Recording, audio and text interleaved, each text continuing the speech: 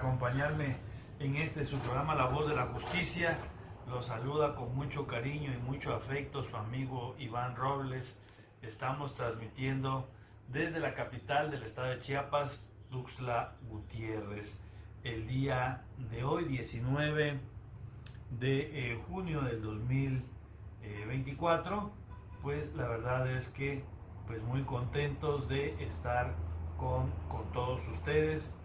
Y el día de hoy, bueno, pues vamos a platicar de un tema que ya habíamos comentado, inclusive el programa pasado. Es esta, sigue, ¿no? Sigue a nivel nacional eh, este tema que pues se propició, se volvió a tomar en consideración en vista de pues este nuevo gobierno federal. Y esto es pues esta reforma judicial que hay muchos opinadores, muchísimos de ellos, muchos opinadores, la verdad, sin conocer la realidad jurídica, lo que realmente pasa en cada uno de los juzgados. Y porque alguien lo dijo en el centro, ¿no? Lo vuelven a retomar sin conocer, ¿no? Digo, qué bueno que no tengan la oportunidad, sobre todo si no son abogados. Si son abogados, qué malo que no tengan el conocimiento de lo que sucede realmente en cada uno de los juzgados, no solamente en el estado de Chiapas, sí, en juzgados federales. Y que pues es una constante a nivel nacional. Hay otro sector de expertos que habrá muchos que sí pues hayan participado en algún momento en alguna actividad en un litigio, ya sea como autoridades o como abogados, pero me parece que la mayor parte de los que opinan son abogados expertos, pero de escritorio, ¿no? Porque pues se dice mucho de las cosas que no son la realidad jurídica. Y es que, pues, para quienes piensan que esta reforma judicial significa, ¿no? El hecho de que cualquier persona, incluyendo, ¿no? Por ahí un meme ahí donde está Cuauhtémoc Blanco como ministro de la Corte, y que cualquier persona puede llegar a ser parte de la Corte, pues digo, me parece que peca de ignorancia o de tontería, ¿no? Porque, pues la verdad es que no se refiere la reforma a que cualquier persona, digo, el hecho de que pudiera ser o fungir como ministro un médico legista, un arquitecto, un químico, un petroquímico, el carpintero, el paletero, el carnicero. No se refiere a esto, señores, por favor. Tengamos un poquito de capacidad para poder entender cuál es la finalidad en todos los escenarios políticos, inclusive para la elección de diputados, de senadores, de presidentes municipales, de gobernadores y presidente de la República. Existen una serie de requisitos. Los requisitos que se establecen en la actualidad, por ejemplo, para poder ser ministro de la Corte, pues el principal de ellos, o uno de los principales, es ser abogado. Lo lógico, ¿no? Me parece que tendría uno que poner un poquito de lógica para poder entender que no cualquiera, ¿no? O sea, como una persona que no tenga conocimientos en el aspecto jurídico podrá llegar a ser ministro de la Corte, por favor, ¿no? O sea, entendamos esta circunstancia. No es que cualquier persona va a poder fungir. ¿Por qué? Porque lo que establece Morena es que por lo menos para lo que es los ministros serán 30 candidatos. 10 candidatos del Ejecutivo, 10 candidatos del Judicial, 5 de la Cámara de Senadores y 5 de la Cámara de Diputados. Evidentemente, estos candidatos tendrán que cumplir con una serie de requisitos. Y dentro de esos requisitos es obvio, lógico, que el requisito tendrá que ser alguien que tenga, dice la Constitución en lo que respecta a ministros, 10 años de experiencia. Pues sí, 10 años de experiencia en el ámbito jurídico donde se está desarrollando como licenciado en Derecho. Así que no pensemos estas circunstancias de que cualquiera, incluyendo Cuauhtémoc Blanco, podrá ser un ministro de la Corte. Otro de los temas que escucho yo recurrentemente es que existe el riesgo de que el crimen organizado pueda inmiscuirse, meter las manos en las elecciones de los ministros, jueces o magistrados. Déjenme decirles, señores, que desafortunadamente el crimen organizado ya tiene las manos metidas con quienes son jueces en la actualidad. Estos funcionarios, estos servidores públicos, llámese jueces, que estamos hablando ahorita en la actualidad, evidentemente, pues aquellos que están dentro de la corrupción, porque no puedo decir que todos, pero sí en su gran mayoría, estos jueces corruptos, pues estarán más predispuestos a obtener un mayor recurso con el crimen organizado que con cualquier persona común y corriente como nosotros. ¿Por qué? Porque las personas del crimen organizado tienen más recursos, más dinero, y ahí es donde pueden hacer mayor transacción corrupta, por así decirlo. Así que no se preocupen en el sentido de que si puede existir, digo, evidentemente, ¿no? Existe ese riesgo, pero en la actualidad ya hay infinidad de jueces que ya están corruptos por el crimen organizado.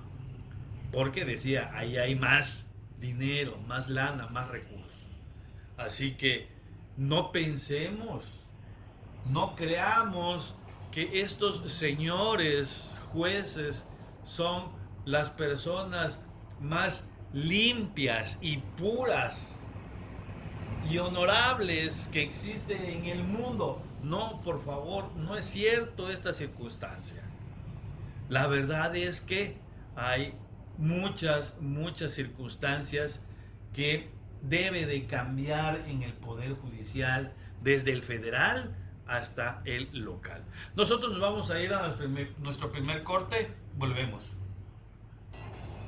Sí, estamos de regreso, estimados amigos.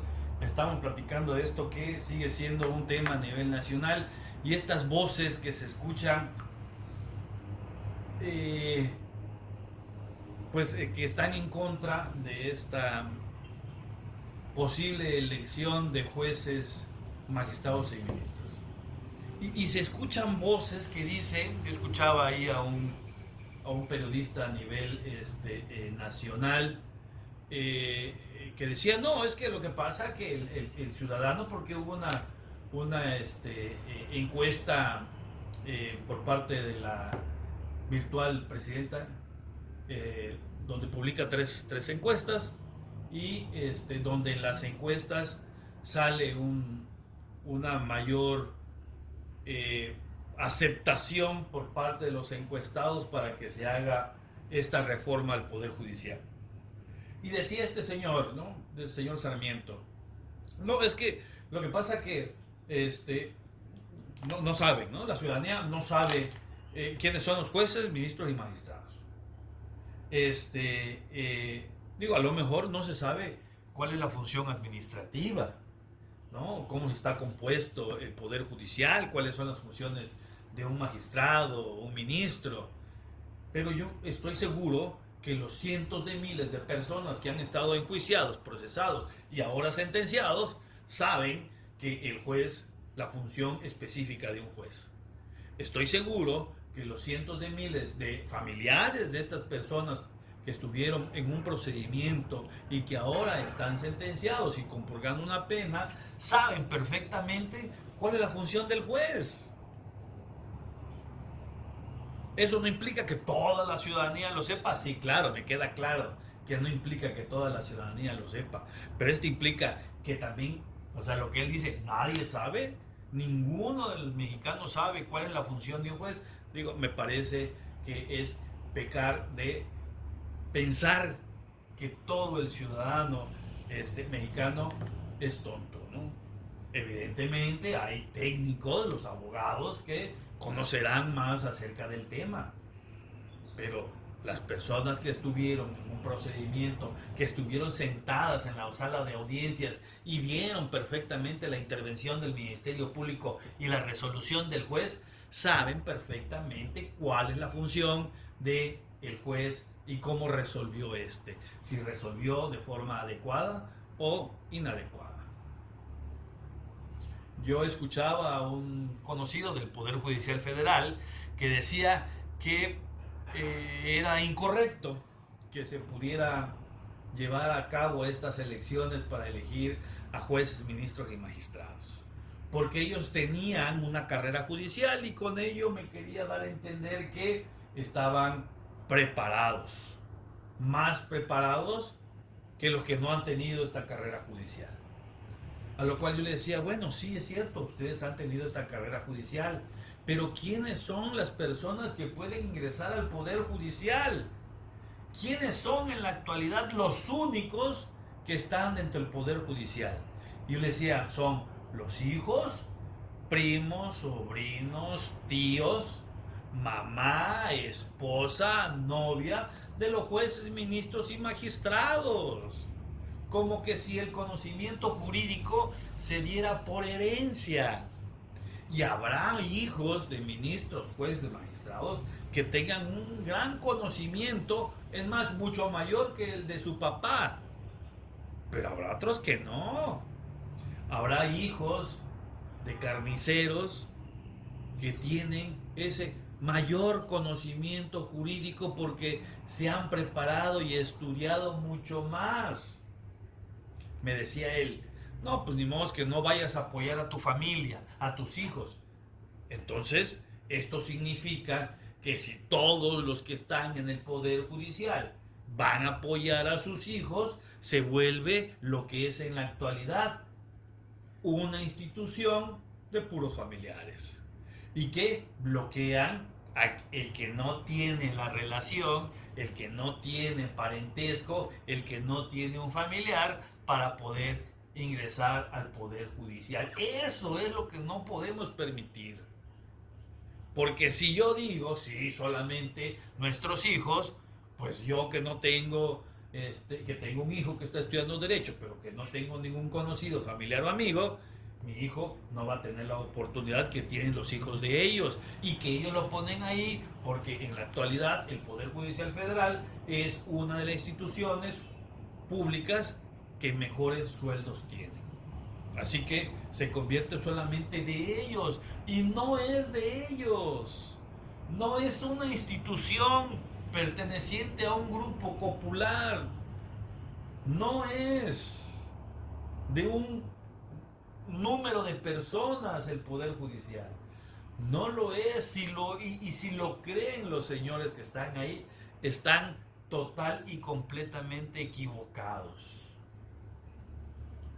Así que el pensar que estos señores que están ahí son, o sea, las panaceas, los dioses jurídicos, que son incorruptibles, perdón, no han pisado un juzgado, perdón, no han tenido un problema jurídico, y si lo han tenido, pues han estado de la posición donde pues hay el recurso y la posibilidad para poder comprar estas circunstancias. Y es que es evidente que los jueces están en una posición deshumanizada. Al juez no le importa la problemática del ciudadano que tiene que llegar con ellos, claro, porque pues el que no tiene que llegar menos, si no le importa la problemática de la persona que tiene que llegar con ellos como persona que exige la justicia, si no les interesa dejar en libertad a una persona que ha cometido una conducta jurídica delictiva, o peor aún, mucho peor, sentenciar a una persona que es inocente, si no les interesa eso, mucho menos les va a interesar lo que suceda con la sociedad. Y es que esta circunstancia sucede constantemente, comúnmente. Es una situación de todos los días. Jueces que la ley les determina actuar de una forma y ellos actúan de otra porque se consideran que ellos conocen más que la ley. Jueces que están realizando actividades donde se advierte que están cargados para una de las partes y que es muy evidente, pero que no les importa porque no les hacen nada en el Poder Judicial. Un Poder Judicial que está inmiscuido con la misma corrupción. Una institución donde, si bien es cierto, tienen departamentos encargados de sancionar a los jueces, estos no los sancionan porque pues el juez también se reporta y paga una cantidad a estas instituciones o al jefe inmediato. Jueces que son chambistas, que solamente les interesa llegar a las 8 o 9 de la mañana y terminar a las 1 o 2 de la tarde. Jueces que no les importa la legalidad y la justicia, porque si lo hacen de esa forma, lo más seguro es que pierdan su trabajo. A mí me comentaba un juez que cuando él está en algunas audiencias, él ingresa su teléfono, dice, ¿no? Aunque les exijan y les piden que no lo ingrese. Pero que él en una ocasión ingresó a una audiencia sin su teléfono, pero ya le habían dado la instrucción para que a una persona en particular le dictaran una vinculación. Pero que le estuvieron llamando porque en ese preciso momento la regla había cambiado, la instrucción había cambiado y la instrucción era que lo dejara en libertad. Pero como él no tenía su teléfono, vinculó y después le llamaron la atención porque era la instrucción ahora que lo dejara en libertad. De veras, señores, nuestro sistema no está funcionando. Y no es este sistema de oralidad, porque me parece que la finalidad de este sistema era que fuera más pulcro, más limpio el sistema de oralidad. Desafortunadamente lo mexicanizamos y ahora lo hicimos un sistema tradicional oral. Ahora, jueces que piden que los acusados tienen que ser los que tienen que probar que no son culpables. Miren, se supone, es evidente, que las fiscalías de cada uno de los estados y de la Fiscalía General de la República tienen más recursos, más dinero, más recurso humano, tienen policías, tienen investigadores, tienen peritos, ¿sí? Tiene secretarios, tiene papelería, tiene documentos, tiene computador, tiene muchas circunstancias. Pero que mucho más que cualquier despacho, por lo menos en México, o la mayoría, que el 99.9% de los despachos que pueden existir en nuestro país. Pero que sin embargo existen en el código, en la ley, limitantes para que un juez no pueda hablar solo en materia penal, solo con el Ministerio Público, para que no se pongan de acuerdo. Pero sin embargo se hace. Sin embargo, los jueces reciben al Ministerio Público en lo oscurito para que el juez le diga al Ministerio Público cómo va a actuar. Más aún en lugares como Chiapas, que el fiscal es un juez con permiso, con licencia. Ahora que termine de ser fiscal, si es que esto sucede, regresará a ser juez. A menos que voten por él, ¿no? Y esperemos que esto no suceda, como sea juez. Pero que es una situación común, normal. Vamos a irnos a nuestro siguiente corte y vamos a volver.